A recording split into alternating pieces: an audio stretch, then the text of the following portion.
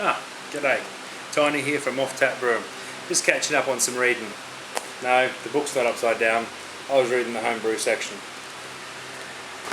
Okay, I wanted to run through something I spoke about in my last video. I just glossed over, and I've glossed over it a few times already. It's my no-chill brewing method. I know a lot of people out there say that you've got to chill your brew as quickly as possible. DMS is a problem. Proteins are a problem. Proteins which can induce your chill haze. Now, as home brewers, chill haze, you're not a commercial brewery, you're brewing for yourself. Chill haze isn't really a problem. I don't know if you can see that. That's unfiltered, crystal clear beer with absolutely no chill haze. Sorry about the condensate, it builds up too quick. With absolutely no chill haze in it.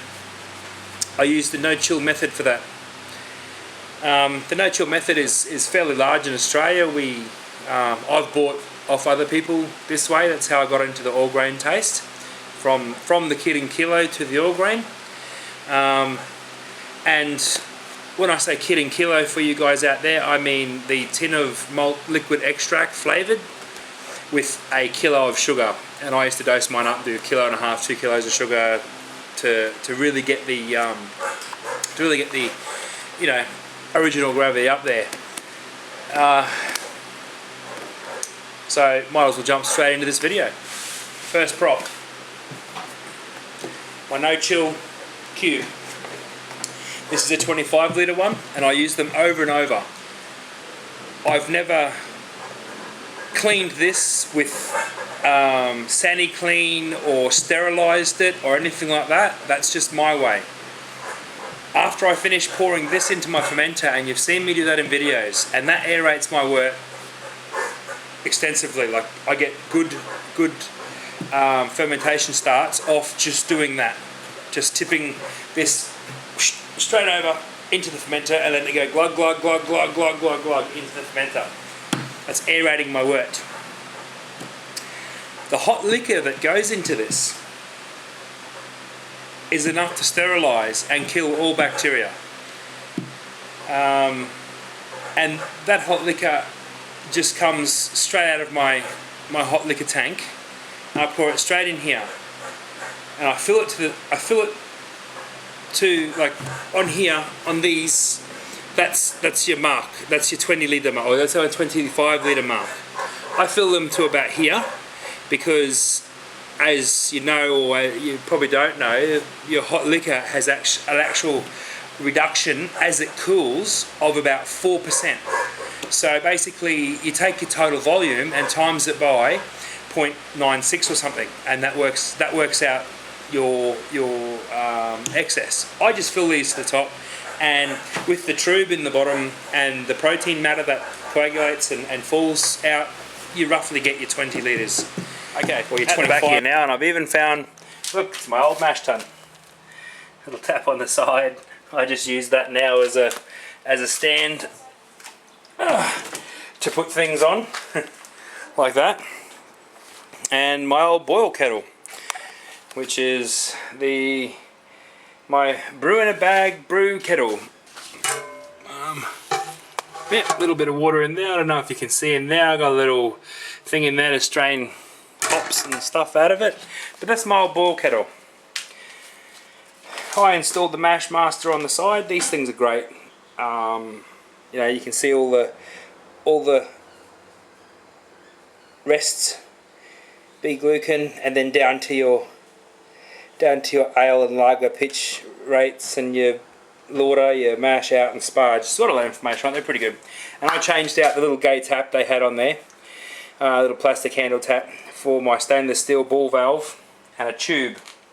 Now, there's no water in there. I've actually emptied that out, and that's okay. So you can imagine that I've had my brew in a bag in there, and I've taken my bag out, or I've even mashed in my mash tun, and I've recirculated that the hot liquor into here, and I've done my hour boil. Actually, I've done my boil. I do a 90-minute boil. I'll get into that in a second. But I've done my boil, and with the lid off, of course. So it's been boiling, boiling, boiling. Everything's gone, and then I undo my lid. It's hard to do one-handed. I undo the lid of this. Okay, and this is normally a lot closer to the ground. And I open my ball valve, and the hot liquor goes in there. Can you see it? Yeah, the hot liquor goes in there. And it fills up. And then, I'm going to do a bit of a spin because this is getting awkward. And then I close that straight away. And that is the only preparation I do on that. Back to sitting in front of the fan. Now, as I mentioned before, the problem of the protein and the DMS, which is diethyl, hang on, let me consult my reading material, dimethyl sulfate. Sweet corn, celery, parsnip, shellfish or oyster-like aromas and flavours. The source, DMS, is produced by cleavage of methylene or SMS, I don't know, a derivative of the amino acid metahone something, which is a product of malt germination. Bacteria infections also promote DMS by converting dimethyl sulfur oxide or DMOS into DMS. Now, big words, yes. They mean, no, I can't even read half of them, but some of them are pretty hard to pronounce. But basically, the way to drive off DMS and harsh hop oils and also diacetals is a very vigorous boil with the lid off.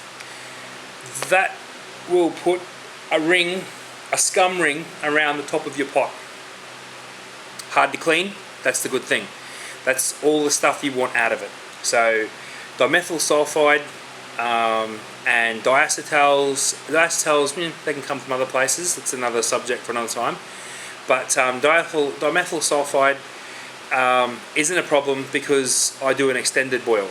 I've done the first 20 of those kits I've done.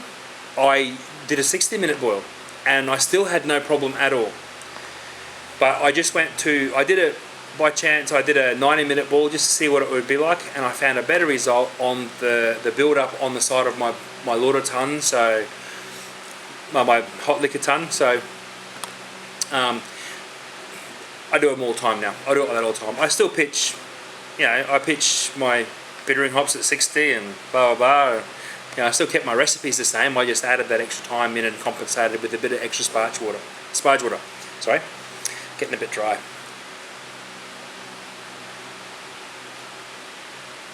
Oh, beautiful, beautiful. Okay, protein haze. The build-up of proteins. That is the problem with no-chill brewing. But I use a product called Copper Flock. I actually rang the manufacturer of Copper Flock, and he sent me out a sample, which was like, to buy that sample in the shops would have cost me $60. He just sent it out to me. I'm like, cool.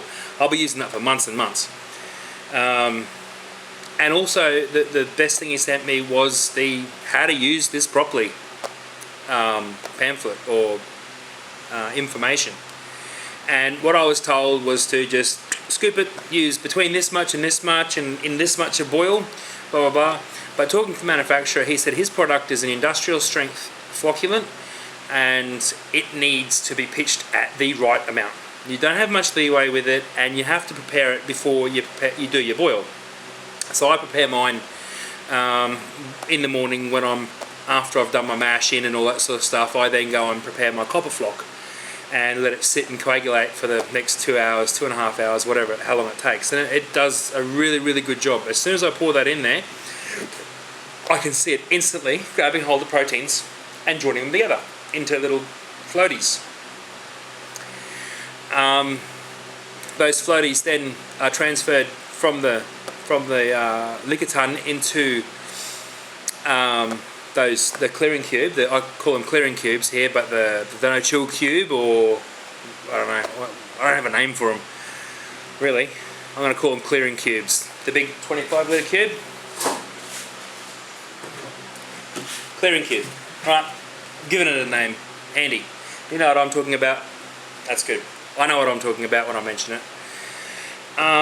When I transfer the wort into the clearing cube, all that stuff goes with it, and yes, you do get debris from hops. I do use a hop filter bag in there, in my boil, but you still get crap in there that does come across into it, and you'll see I don't have a clear one with anything in it, but after about 3 days of once it's chilled down to room temperature, or say 27 degrees or whatever, you'll see all the stuff, the proteins, slowly flocculating, slowly settling out, settling, and then you'll see a level down here of all your proteins and trube and whatever. So that's a good litre or 2 litre and a half that you lose from that. And that's it. I was just editing that video, and I took the end bits off just to shorten it up a bit. But one thing I thought, the part I forgot to mention in the video was, you've got your wort chillers. I've got one. I've used it. They work really, really well. There's a big problem with them. In Australia here, I pay for my water. I'm allotted, in my rates, I'm allotted 200 litres a day. That's to do my wife and I, and if we have a family or other people over, 200 litres is what you're allotted, and that's prepaid for. But you also have your excess water, and you are charged through the nose for your excess water.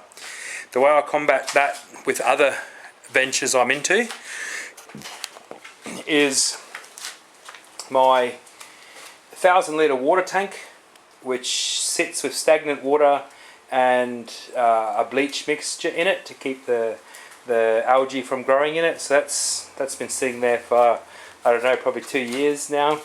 I've got my minimum level and my maximum level sort of thing, and I've got an indication of how hot it is. So we're looking at 30 degrees this water is now. That's 30 degrees. I'm never going to chill a wort down below 30 degrees. So that's got a big pond pump in it, so the water is just pumped out when I turn the power on for that. I just plug the power cord into the little double adapter there, and I've got water coming out of the top of that, and it's recirculated water. I can pump water out and back in, and that saves me on my chilling needs. And other guys out there, I think Chubby was also saying today that he pays for his water like that too. I had a glass. I'm going to go and get that. I think Chubby was saying he pays for his water too. So unless you've got the facility and the space for something like that, you literally are putting water down the drain. And to chill one of them down, I've done it, and it took, with the temperature here, it took an hour of running water through there. That's a lot of water. That's a lot of litres. And if I'm to be doing that, it's okay if you're doing one brew a year, but if I'm doing that every couple of weekends, which I do, some weekends I do 100, some weekends I do 150, that is just not an option for me. Not an option. So I've foregone the wort chiller, and you guys out there that chill and get into wort chilling, mate, that's really awesome. That's really good. Bring your wort down as fast as you can. That's a system and a process that works for you. It's obviously worked for you for quite a while. So do that. I don't. I've got a system that works for me, and my beer tastes good. The only complaints I've ever had from my beer is you've run out. Alright, so I hope that this short video sums up all your questions on no chilling and storage of wort. Storage of, if you want to do a beer and you don't have the yeast, still do the beer, get the yeast repitched later. do all that sort of stuff. Your options with this method are endless. Your storage capabilities are endless. Yeah, go for it, guys. Just smash them out, save them up, brew them when you want to brew them, ferment them when you want to ferment them. And remember, as always, beer makes you smarter.